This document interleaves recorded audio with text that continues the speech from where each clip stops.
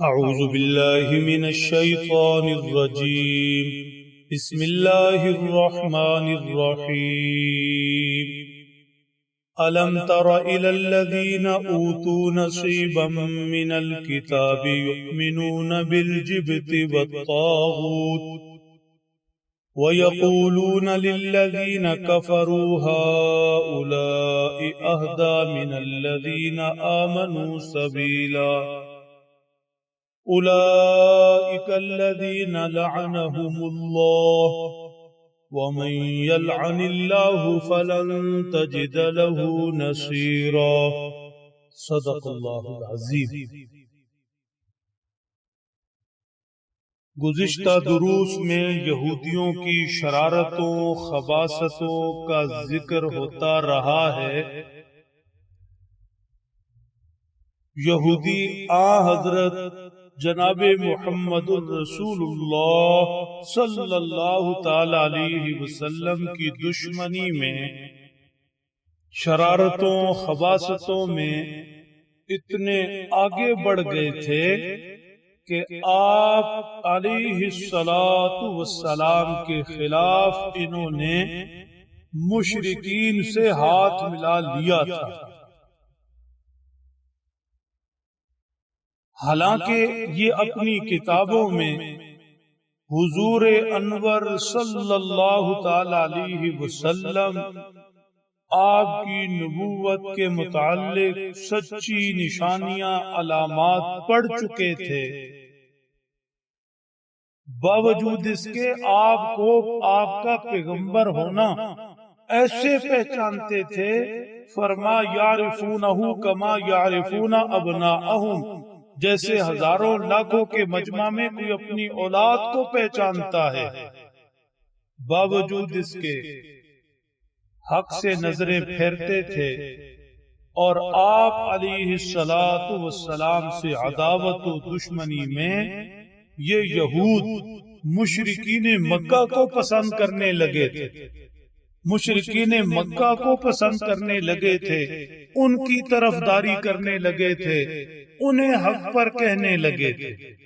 الم تر الی الذین اوتوا نصیبا من الکتاب یؤمنون بالجبت والطاغوت، کیا آپ نے نہیں دیکھا ان لوگوں کو جنہیں کتاب کا کچھ حصہ ملا ہے، یعنی یہود، یہ بتوں اور شیاطین کو مانتے ہیں۔ یہودیوں کا کہنا تھا مشرکین مکہ کو مخاطب کرتے ہوئے، وَيَقُولُونَ لِلَّذِينَ كَفَرُوا هَؤُلَاءِ أَهْدَى مِنَ الَّذِينَ آمَنُوا سَبِيلًا، نعوذ باللہ من ذالک، کہتے تھے یہ مشرکین، یہ بت پرست، یہ شیطان کے پیروکار ایمان والوں سے بہتر ہے، اور نعوذ باللہ حضرت صلی اللہ علیہ وسلم آپ کے اصحاب مسلمانوں سے زیادہ ہدایت والے ہیں۔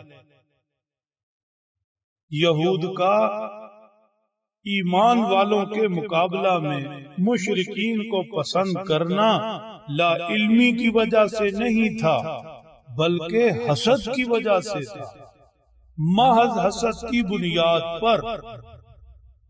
انہیں جلن یہ تھی، حسد اس بات کا تھا کہ یہ علم والے معروف ہیں، نبوت انہیں ملنی چاہیے تھی، آپ علیہ السلام کو یہ نبوت کا تاج کیوں پہنا دیا گیا؟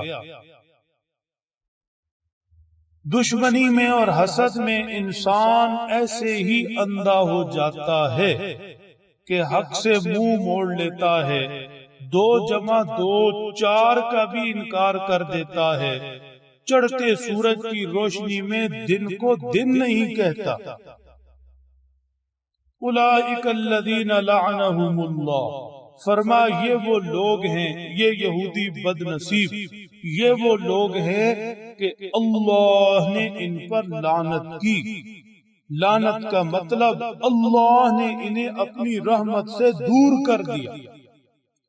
جب بندہ اللہ کا باغی ہو جاتا ہے تو اللہ اسے سب سے بڑی اور بنیادی سزا یہ دیتے ہیں کہ اسے اپنی رحمت سے محروم کر دیتے ہیں۔